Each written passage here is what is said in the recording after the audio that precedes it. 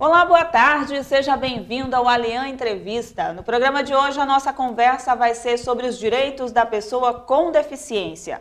Até onde a nossa legislação alcança estes cidadãos? Será que a população respeita este público ou ainda existe preconceito? E a capital manauara está preparada para atender às necessidades de locomoção das pessoas com deficiência? O que eles precisam fazer para ter os seus direitos garantidos? Para bater esse papo conosco, eu convidei para estar aqui hoje nos estúdios do Alian Entrevista a professora da Faculdade de Medicina da Universidade Federal do Rio de Janeiro, Isabel Loureiro Maior. Isso mesmo, né? Seja bem-vinda, Isabel. Muito obrigada, um prazer muito grande recebê-la. Obrigada. Junto com ela também está aqui um parceiro que é aqui da casa, inclusive já bateu outros papos com a gente, conversa também com a gente, o Ronaldo André Brasil, coordenador da comissão especial também relacionada à questão do direito da pessoa com deficiência. Muito prazer em tê-lo aqui, seja bem-vindo. Muito obrigado. Bom, nesse nosso bate-papo de hoje, a gente vai poder conversar sobre muitas coisas, né? Mas, Isabel, já em se tratando dessa questão de legislação, acredito que você pode tratar conosco em relação a esse assunto. Hoje o nosso país, em relação à questão de legislação voltada à população, às pessoas com deficiência, é atendido? A gente já pode dizer assim, estamos num bom patamar, estamos num nível bom? Olha, Adriana, essa questão ela já é bem emblemática no Brasil. Temos ótimas leis e temos pouca implementação dessas leis. Então, na verdade, nós temos no nível federal, também na esfera estadual, na maioria dos estados e nos municípios, temos muita legislação pela inclusão das pessoas com deficiência. Mas essa legislação, muitas vezes, vem de 2 décadas atrás, dos últimos 10 anos e dos dias finais. E nós tivemos um grande marco internacional em tudo isso, que é a Convenção sobre os Direitos da Pessoa com Deficiência, homologada pela ONU em 2006. E o Brasil participou ativamente. Lá nós podemos fazer uma avaliação da nossa própria legislação, porque o que veio com a Convenção, que é muito arejado, a nossa legislação não se contradiz com a Convenção. Mas há situações novas que nós precisamos reforçar a partir da Convenção. Eu diria, respondendo mais sucintamente, que nós temos boas leis, mas nem sempre nós conhecemos essas leis, porque elas estão dispersas. Puxar aqui um pouquinho para o Ronaldo. Existe, então, uma dificuldade, seria no caso do poder público, ou de interesse mesmo da pessoa que precisa tomar conhecimento dessa legislação? Existe uma dificuldade de divulgação? Como é que está essa situação? Sim, de fato existe assim, uma falta de conhecimento muito grande em relação à legislação. Claro que isso se dá, sim, muitas vezes, pela falta de divulgação dessas legislações, que eu acredito que não seja só de responsabilidade do poder público, mas principalmente do próprio movimento também, que precisa gritar mais, talvez, mais do que tenha gritado, né, Isabel? A gente já gritou tanto dizer que precisa gritar mais, fica assim até estranho dizer isso. Mas, no âmbito das instituições de atendimento de pessoas com deficiência, as instituições, originalmente, elas foram criadas para lutar pelos direitos das pessoas com deficiência. E, com o passar do tempo, muitas vezes, isso foi se perdendo. Passou-se mais para o atendimento, passou a se focar mais em outras questões, e a gente esqueceu de falar sobre isso, sobre os direitos, de que forma esse direito se dá, como se constrói um direito, até para envolver todos nesse processo, para que a gente possa ouvir todas as demandas, porque a minha necessidade não é a mesma da Isabel, apesar de termos uma deficiência que nos impede, de certa forma, de nos locomovermos, mas existem situações que para ela, que para mim são mais fáceis e vice-versa. Então, nós precisamos, acredito eu, que divulgar mais, estimular mais, cada vez mais fazer com que as pessoas tenham a oportunidade de acessar essas informações que para elas são fundamentais em muitas situações. É preciso, então, ter um pouco mais de mobilização do próprio grupo de pessoas com deficiência. Nesse caso, é isso que vocês estão defendendo. Também acreditam que deve existir, é isso? Sem dúvida, em toda causa social, se o movimento, se os interessados diretamente não se mobilizam de forma permanente, as coisas não caminham. Isso é natural, isso acontece em todos os países do mundo. É preciso que haja sempre uma força da sociedade civil para que consiga realmente que as suas demandas tanto virem leis, como depois virem políticas e tenha também órgãos de aplicação dessas políticas. E o mais importante de tudo é a fiscalização de toda essa questão. Você tocou num assunto bom. Acontece? Existe de fato? Se fiscaliza a legislação existente? Ronaldo. Eu te peço permissão, até para voltar nisso que a Isabel falou antes de responder. Por exemplo, aqui na Assembleia Legislativa nós temos, no 7º andar, a sala de videoconferência, que muito pouco é acessada. Né? A sociedade civil, e digo não só do movimento de pessoas com deficiência, mas de todos os movimentos sociais, não buscam a casa para ter acesso a essas informações. Quer dizer, todas as Assembleias Legislativas do Brasil inteiro têm esse serviço. Recentemente, nós chamamos aqui pela videoconferência, tivemos acesso e participamos de uma discussão que aconteceu em Brasília.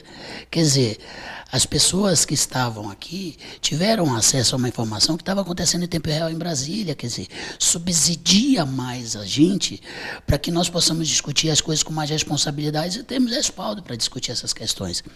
Então, eu estou citando um dos exemplos de recursos que nós temos para se utilizar dessas informações. Quer dizer, mas aí são duas questões. A população ter conhecimento de que existe esse serviço e, a partir do momento que ela passa a ter conhecimento, ela também procurar e demandar a casa para que ela possa estar participando dessas questões. Eu há pouco conversava com o coordenador de informática. O Márcio, o diretor de informática da casa, é uma pessoa extremamente acessível, né? Tem nos ajudado de muitas formas. A gente, na discussão desse processo, eu falei, Márcio, o nosso site da Assembleia tem que ser acessível para as pessoas com deficiência visual. O Márcio disse, Ronaldo, é verdade.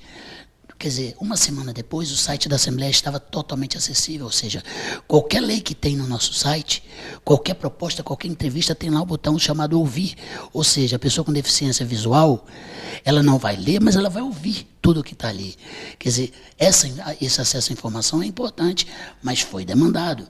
Então, eu conversava há pouco com o coordenador e dizia para ele, nós temos um movimento nacional que chama-se Movimento de Vida Independente. Nós temos dificuldade de nos locomovermos para discutir as demandas do movimento a nível nacional.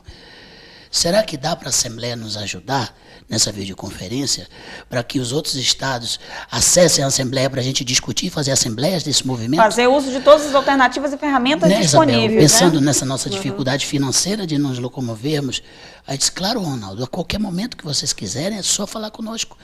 Então, para concluir essa parte, eu queria te dizer que existem muitas ferramentas. O que falta é realmente a gente buscar isso e acessar essas informações. Saber utilizá-las. Exatamente. Voltando aqui um pouquinho, e eu lembro que você falou no início que existem muitas leis, mas que existem demandas diferenciadas e situações que vão surgindo. Por exemplo, você pode citar algum exemplo para a gente dessas demandas novas que precisam a gente trazer essas adequações? Olha, a questão talvez mais recente, que a própria Convenção da ONU trouxe como um novo direito das pessoas com deficiência, se comparados aos direitos humanos da Declaração Universal de 1948, é o direito à acessibilidade, que é exatamente o que o André comentou até agora. Né?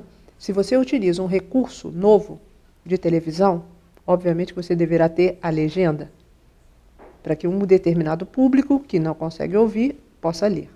Mas se esse determinado público é de pessoas surdas, da comunidade surda, que se utiliza da língua brasileira de sinais, você também pode fazer uso do mesmo recurso, por exemplo, a televisão, contanto que você tenha a janela com o intérprete da língua brasileira de sinais.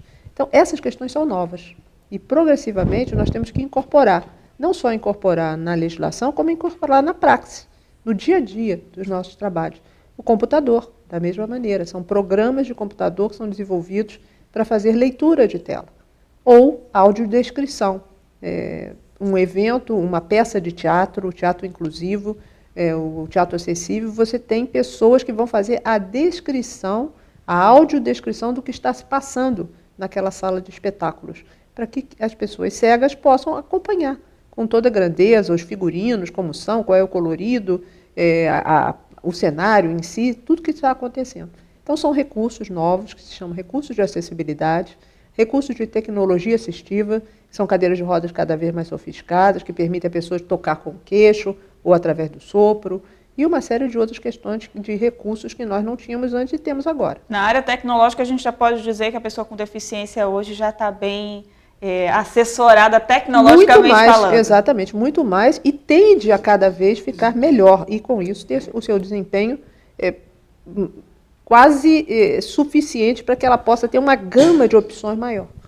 Diante dessa situação, então, já que você citou a questão da tecnologia e as adequações da legislação, já se começou a fazer essas adequações de fato ou ainda está em processo de discussão?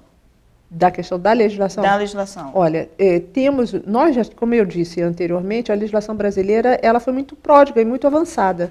Então, nós temos o decreto da acessibilidade, que é o decreto 5.296, Decreto Federal de Acessibilidade de 2004. Apesar disso, acredito que hoje uma legislação da esfera estadual que comporte mais informações ainda e legisle com a obrigatoriedade de que esses recursos de tecnologia assistiva e também de acessibilidade estejam disponíveis, obrigatoriamente no âmbito do Estado.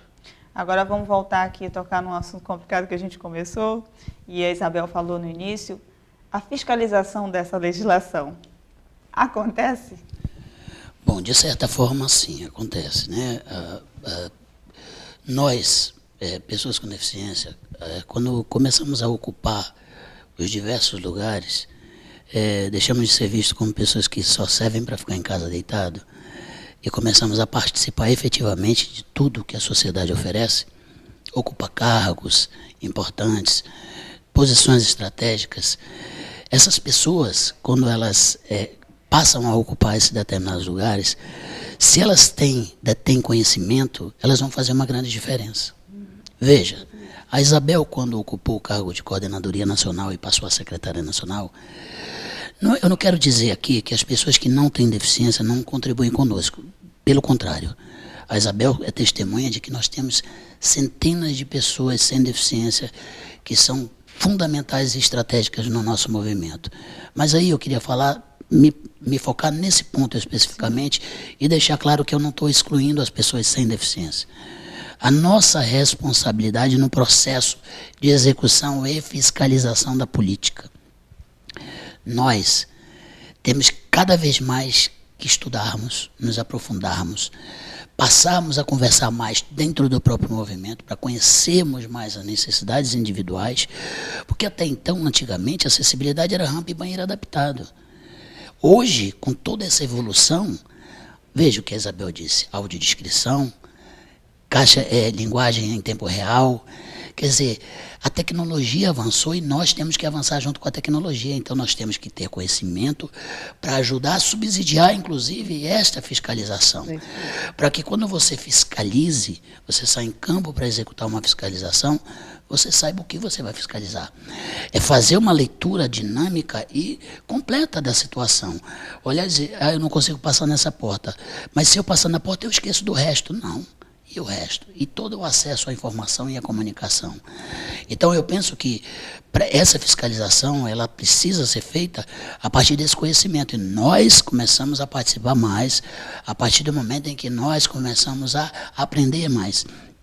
Então eu vou falar do hoje, eu não vou ficar me lembrando do passado, não que eu queira esquecer o passado, porque o passado foi muito negro realmente para as pessoas com deficiência, mas hoje a coisa está muito avançada. Hoje nós estamos fiscalizando, hoje nós estamos atentos. O próprio poder público, ele está ouvindo a demanda, está ouvindo as pessoas com deficiência. Antigamente se faziam coisas sem ouvir a pessoa com deficiência, se construía, se fazia de qualquer jeito. Hoje as pessoas... Hoje já se tem uma discussão conjunta. Sim, claro, aqui mesmo, um exemplo disso, ano passado nós tivemos 8 audiências públicas aqui na Assembleia. O movimento foi chamado para dizer o que ele quer, sob a luz daquele nosso lema nacional, Isabel, nada sobre nós sem nós. Quer dizer, não construa nada, não faça nada para mim sem me ouvir, porque você corre o risco de fazer errado, gastar dinheiro e ter que fazer de novo. Então, muita coisa sim precisa ser avançada, muita coisa precisa ser aperfeiçoada, mas eu acho que nós estamos caminhando na direção certa. A gente já continua esse bate-papo, eu vou para um rápido intervalo e a gente volta em 3 minutinhos, não sai daí não.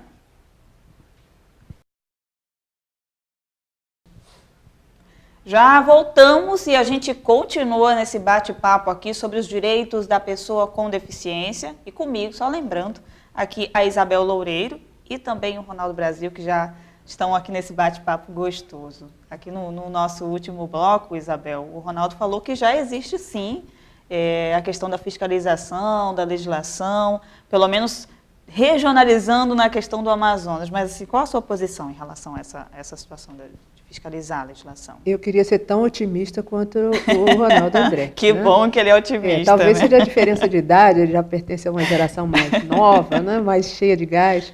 Como nós já fomos, nós os pioneiros, começamos o movimento lá no início da década de 80.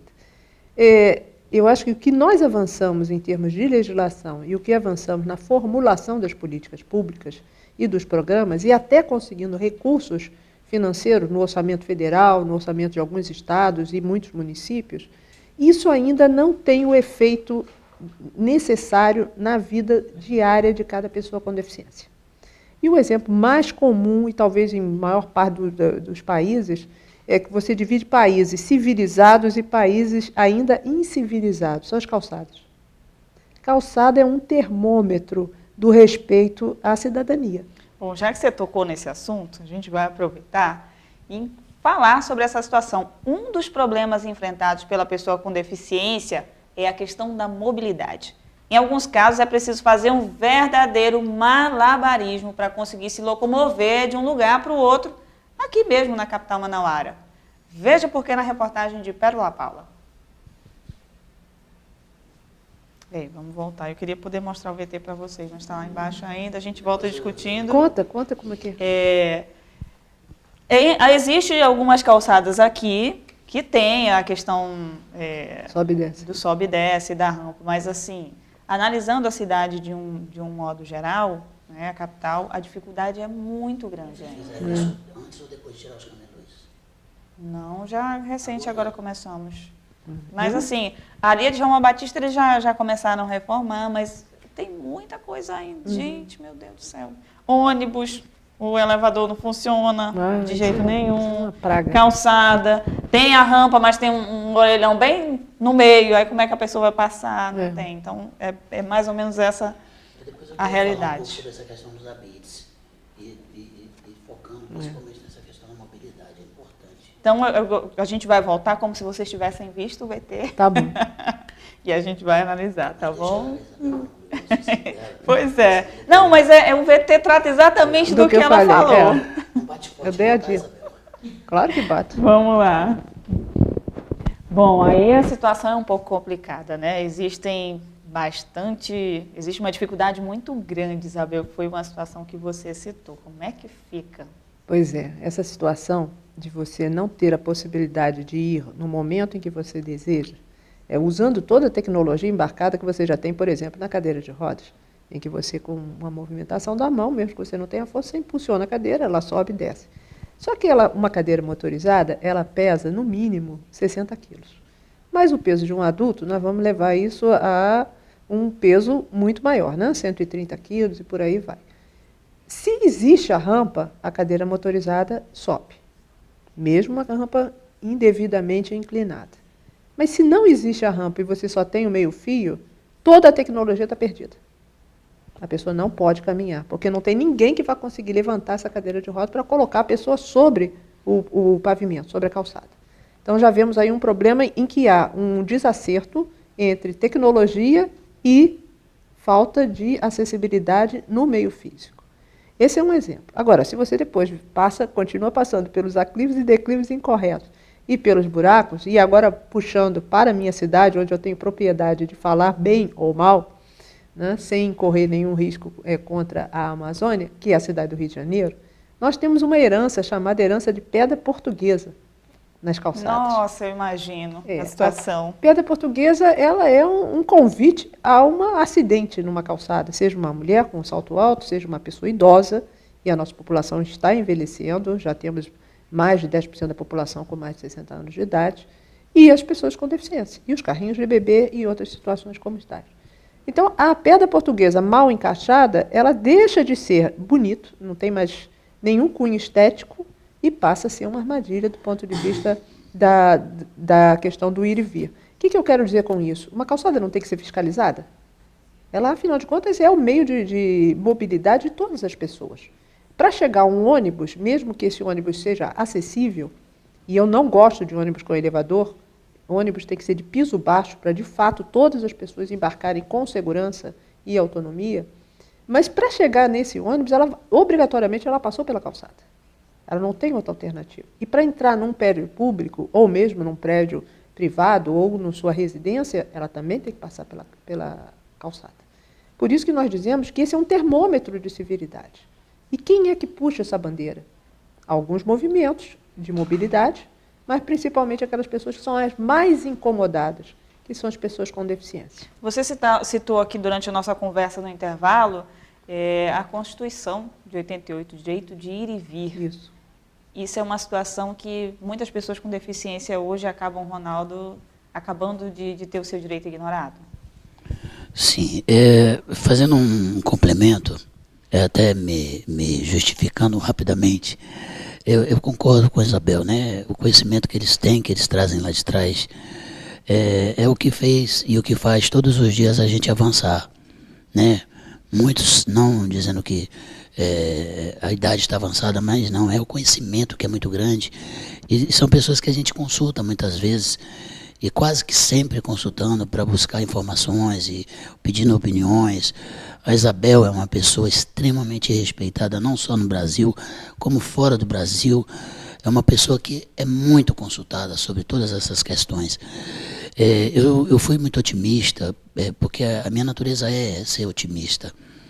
Eu não quero apagar e nem passar panos quentes nos nossos problemas. Apenas ser otimista. Mas é conhecer, sim, as falhas que são grandes. E dentro dessa conversa que nós estamos falando sobre esse VT, que apareceu agora principalmente, o grande problema está na aprovação das obras, aprovação de todos esses recursos que são oferecidos para a população. Aprova-se sem contemplar a legislação de acessibilidade. A gente acaba voltando, então, para aquela questão da fiscalização, né? Fiscalização da legislação, fiscalização do cumprimento dessa legislação. Sim, é o conhecimento, primeiro conhecimento que é um direito, faz parte dos direitos das pessoas. Depois o conhecimento técnico de como desenvolver as práticas que levam à acessibilidade. E para isso existem as regras, normas técnicas da ABNT disponíveis. A principal delas é a número 9050 de 2004. Nós tivemos, Isabel, em 2000, um projeto belíssimo das calçadas do centro de Manaus e de todo o entorno do centro. Lindo projeto. Na hora de executar, o que fizeram? Colocaram um mobiliário urbano logo depois da rampa. Nossa. Quer dizer, você fez uma rampa boa, criou o acesso de um lado ao outro das vias, as pessoas poderiam circular, mas na hora de se executar, se levou muito mais em consideração a parte orçamentária, a parte política, do que a parte do direito em si. E colocou um porte, colocou um mobiliário com um comercial no meio daquele caminho que restringiu completamente e apagou todo aquele projeto. Então, o ABITS, ele tem que ser visto como uma coisa muito importante, cada ente dentro da sua responsabilidade. O CREA cobrando o profissional de engenharia, a prefeitura, através do Implurb, na hora de analisar e liberar um ABITS, analisar se está sim dentro do projeto. Quando eu fui otimista, eu disse pensando no seguinte: nós tivemos recentemente uma discussão sobre turismo acessível para pessoas com deficiência, onde nós saímos, inclusive com a TV Assembleia, para filmar o centro de Manaus dentro do nosso trabalho. Veja, naquele processo, nós incluímos o engenheiro responsável pelo ABITS do Implurb. Veja, por que eu quis ser otimista? Porque nós não temos uma pessoa com deficiência lá, nós temos uma pessoa sem deficiência que é militante.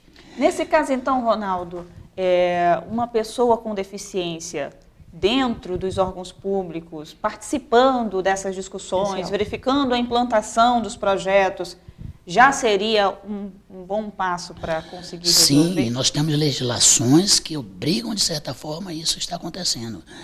Se você não entrar pelo concurso público, todos os órgãos públicos que prestam serviço terceirizado aos órgãos, todas as empresas terceirizadas que prestam serviço para o poder público, através dessa lei, ela tem a obrigação de 10% ser ocupado o cargo por pessoas com deficiência.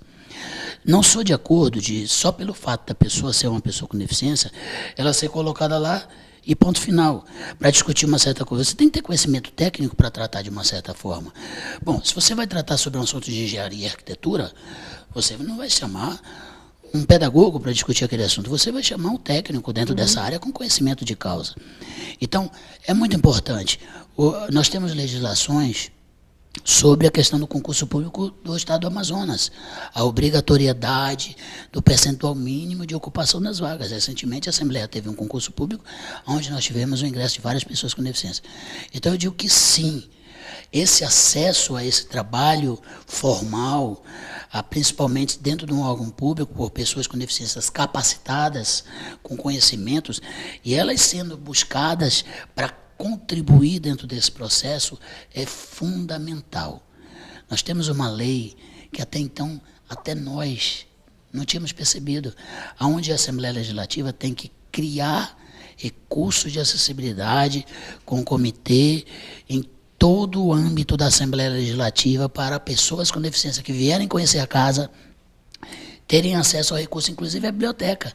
Quer dizer, quando nós começamos a estudar a consolidação que nós estamos fazendo, nós começamos a perceber o quanto nós mesmos estávamos desatualizados. Alheios a algumas situações. E aí o que nós fizemos imediatamente? Procuramos a diretoria-geral, Dr. Wander, nós temos uma lei que está dizendo isso. Poxa, Ronaldo, vamos colocar para funcionar. Quer dizer, veja, neste caso, especificamente, era uma pessoa com deficiência que viu essa situação, buscou o responsável e, de certa forma, se criou uma alternativa para resolvermos o problema.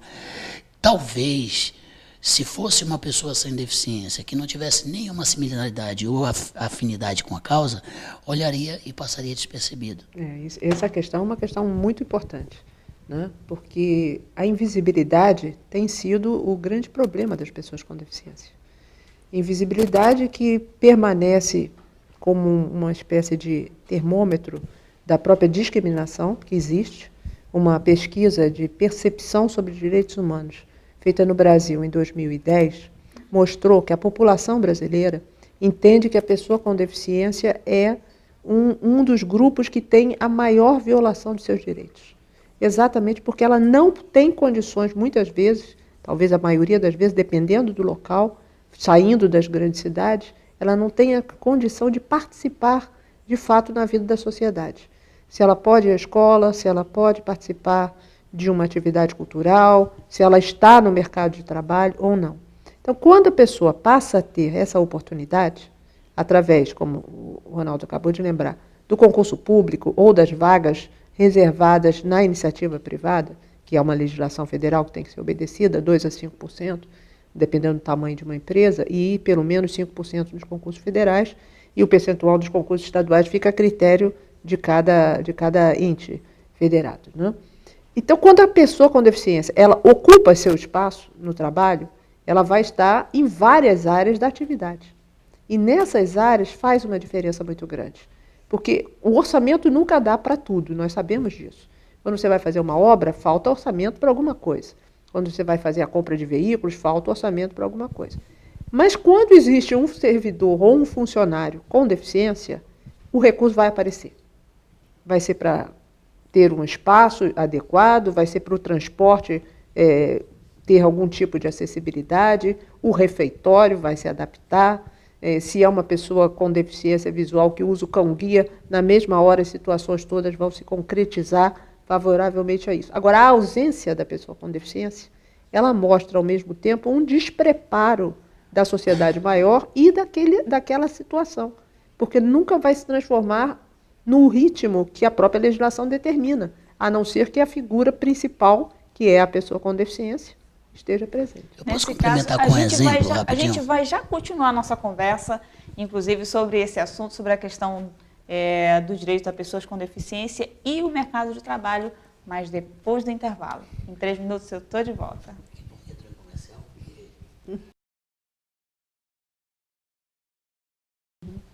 Posso voltar? Eu vou voltar, vou chamar o VT aí, converso com ele de novo. Já estamos de volta ainda nesse bate-papo para deixar você informado a respeito dos direitos da pessoa com deficiência. Mas aqui, antes de eu voltar na nossa conversa com a Isabel e com o Ronaldo, a gente preparou um VT para mostrar para você uma realidade também complicada. A chamada lei de cotas no Brasil já existe aí há mais de 20 anos. Mesmo depois de 2 décadas de existência, ainda se mantém uma resistência sobre a capacidade produtiva da pessoa com deficiência. Dados do Ministério do Trabalho e Emprego apontam que até 2012, mais de 300 mil pessoas com deficiência estavam formalmente empregadas no país. Número considerado baixo, tendo em vista que esse índice representa apenas 0,7% do total de empregos formais no Brasil. 2 anos depois, será que essa realidade mudou? Vamos ver?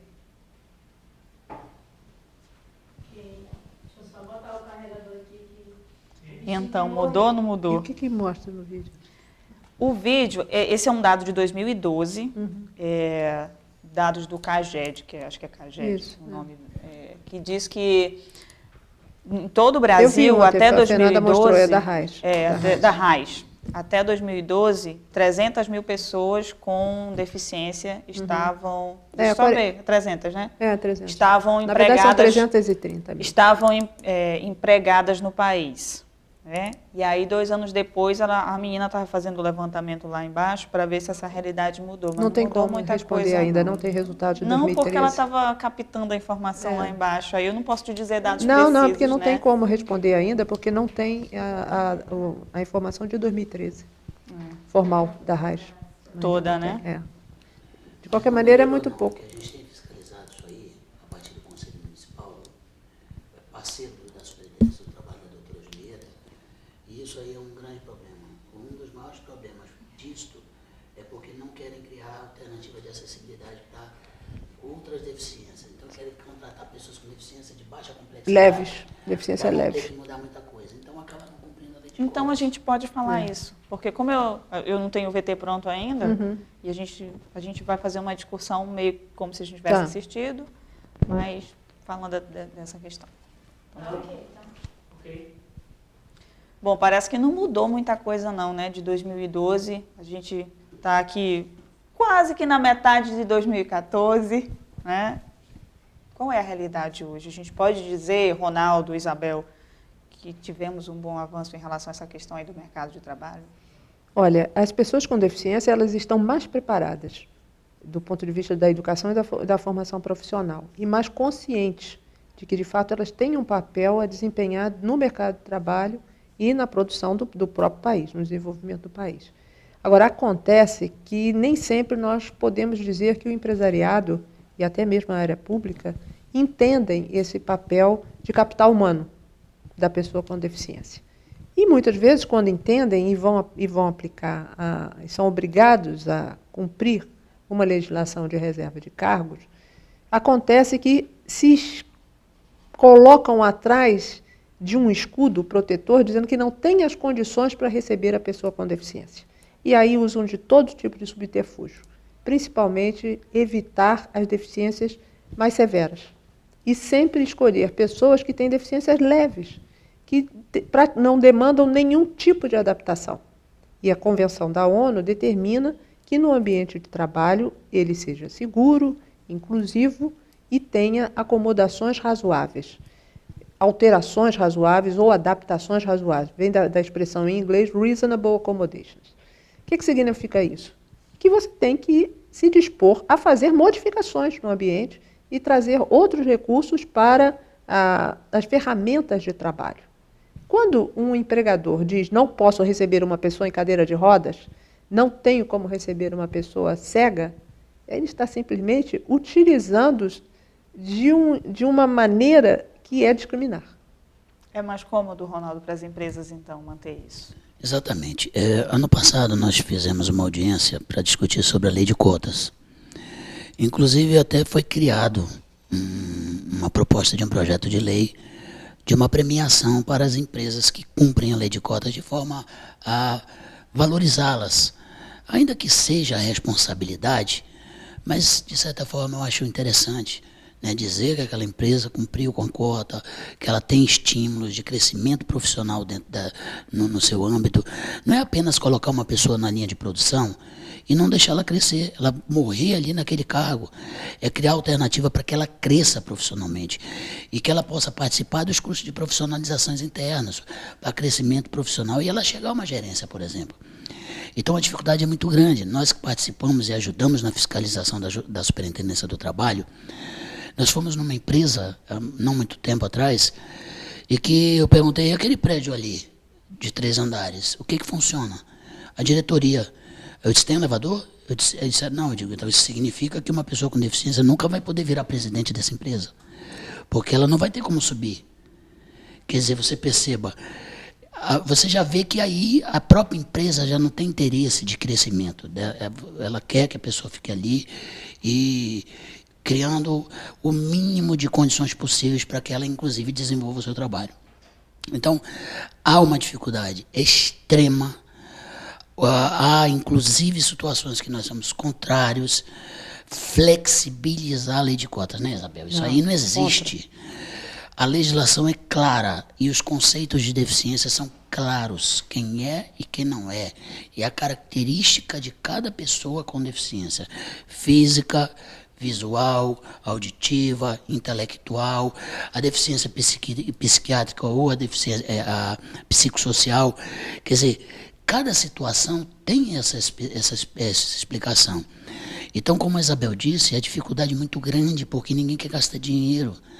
Você tem uma pessoa com deficiência altamente capacitada para desempenhar uma função, mas ela pede o cargo para uma pessoa com deficiência de menor complexidade com a escolaridade muito baixa.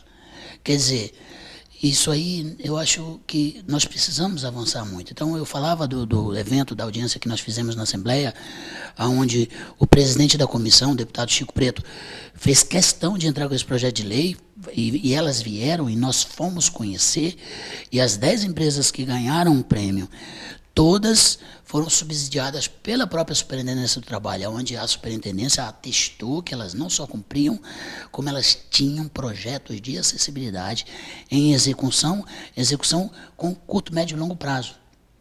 Isso é importante porque nós tivemos condições de estimular a criação de um projeto dentro da própria empresa. Elas dizem, olha, hoje eu só tenho 10 pessoas com deficiência visual baixa, mas eu vou adaptar minha empresa inteira para receber cadeirante, tetraplégico, pessoas com cegueira total, criando recursos de acessibilidade com tecnologias avançadas para que elas possam desenvolver esse trabalho. Então, isso sim. Inclusive aqui na casa foi realizado um seminário, né, sobre essa questão da empregabilidade. Como é que funcionou? Foi o seminário Deficiência e Empregabilidade, uma questão de responsabilidade social e de acessibilidade. O seminário foi muito interessante porque não só mostrou esse lado daquelas empresas que já são capazes de poder dizer que são empresas inclusivas e que pensam no seu futuro, no futuro de todos os seus colaboradores, e foram premiadas, um prêmio instituído com o nome de Manuel Marçal, a quem todos os brasileiros prestam reverência, porque é um dos ativistas históricos do movimento amazonense. Né? Então, esse prêmio, eu me senti muito honrada de estar aqui presente na entrega do prêmio Manuel Marçal, às empresas aqui do polo industrial que cumprem a sua função social. No entanto, o seminário também apontou para as insuficiências. E essas insuficiências são o outro lado, aquelas outras empresas que não cumprem, porque nem percebem o quanto elas estão perdendo, porque pessoas com deficiência, no mundo capitalista, elas produzem tanto quanto qualquer outro empregado. Não se desejam pessoas que entrem por entrar para preencher cota, não é isso. Pelo fato de a maioria das pessoas com deficiência não ser naturalmente recrutada, é que persiste e há necessidade de acontecer uma legislação específica de reserva, chamada Lei de Cotas. Né? Na verdade, é a Lei da Previdência Social, a Lei 8.213, no seu artigo 93. Essa é a parte que refere-se a cotas para as pessoas com deficiência e para pessoas reabilitadas, aquelas pessoas que já eram da força de trabalho, sofrem algum acidente e precisam ter reabilitação profissional, que também entram na cota. Com tudo isso, a pergunta que você fez originalmente, Adriana, de que se mudou ou não, de 330 mil para cá, alguma coisa, isso é 40% da cota. Nós temos em torno de 750 mil cargos dentro das cotas para serem preenchidos com pessoas com deficiência, e ainda não são. Então, a nossa situação ainda é bastante aquém do necessário, né? Mas, nesse ponto, eu sou otimista, porque antes nós não tínhamos nem isso. E a legislação, embora ela seja de 1991, ela só passou a ter a fiscalização devida do Ministério do Trabalho e Emprego depois de 2006. Então, esse horizonte é menor. E aí conseguiu chegar a 40%. A gente está caminhando aqui quase para o finalzinho do programa, mas eu gostaria que vocês pudessem falar sobre a questão da consolidação dos trabalhos que estão sendo desenvolvidos, das ações. Também, Ronaldo, você em parceria com a Isabel, aí nesse trabalho de luta, batalhando, buscando e tentando conscientizar também as pessoas que não têm.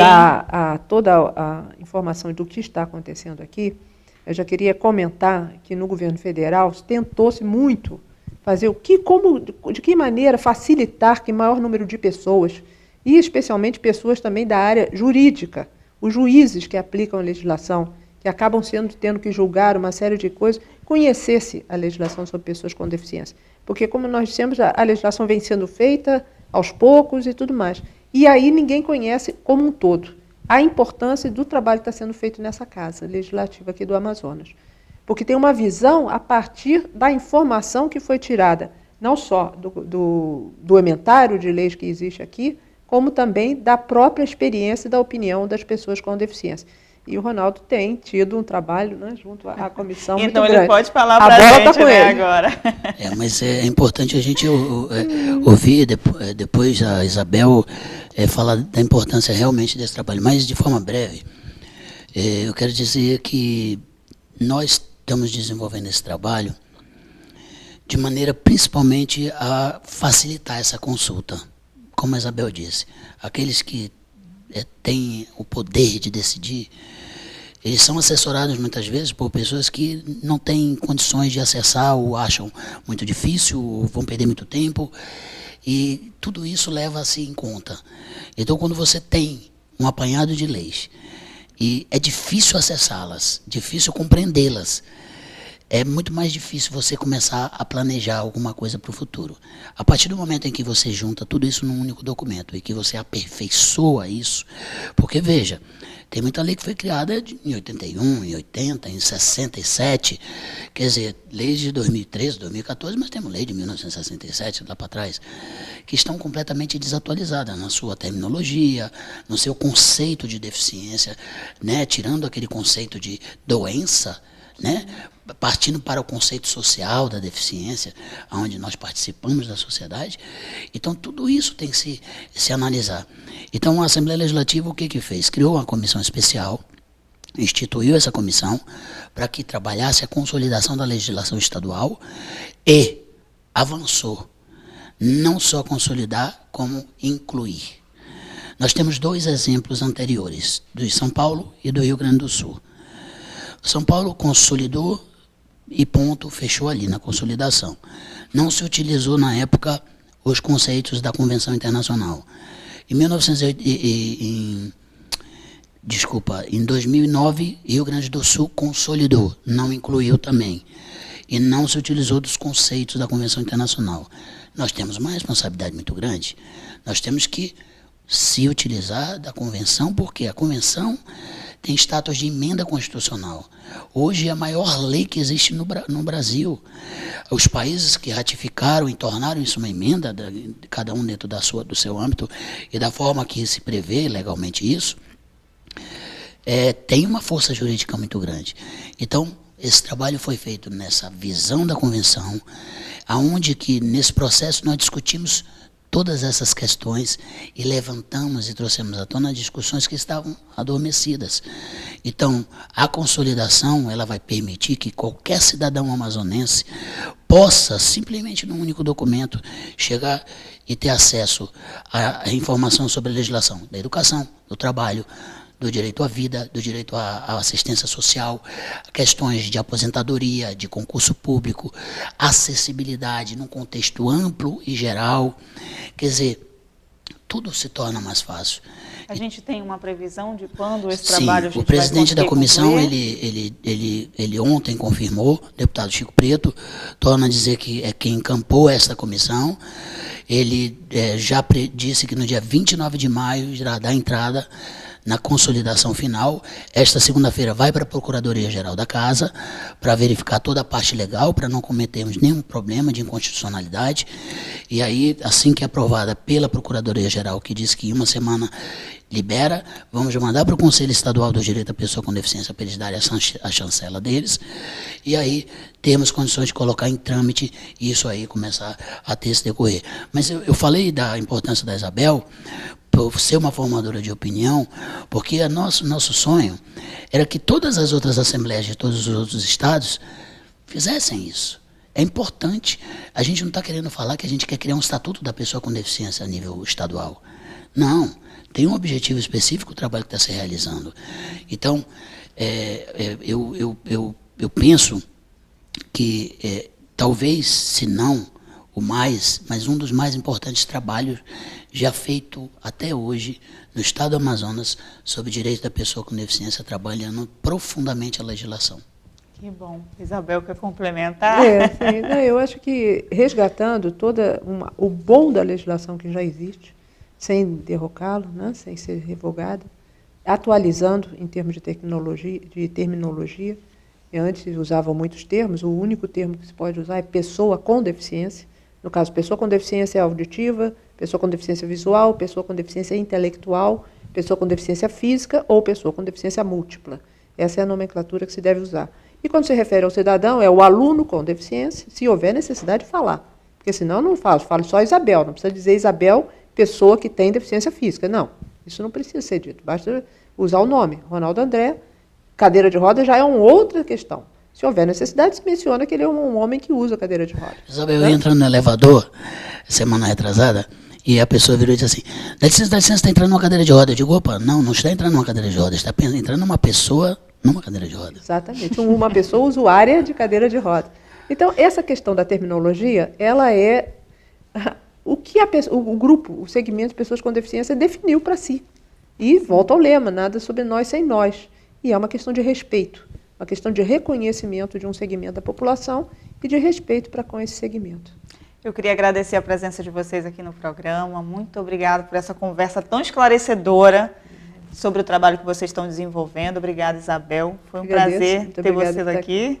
Obrigado, Ronaldo. Também foi um prazer muito grande tê-lo aqui, parceiro da casa. Muito obrigado. Eu gostaria de agradecer a você, a toda a equipe e a Isabel, né, por ter aceito o nosso convite de vir aqui nos prestigiar e ser porta-voz, chegando no Rio de Janeiro, quem sabe ela levantar a discussão da consolidação a partir dessa nossa discussão. Muito obrigado, Isabel. É uma boa alternativa, muito obrigada. Bom, e o Ale, a entrevista de hoje vai terminando aqui. Muito obrigada pela sua companhia, pela sua audiência. E se você tem sugestões de tema para serem debatidos aqui, escreva para a gente. Mande um e-mail para tvalean@alean.gov.br ou então ligue para esse telefone que vai aparecer aqui no seu vídeo. Um ótimo fim de semana para você. A gente volta a se encontrar na próxima sexta-feira. Tchau.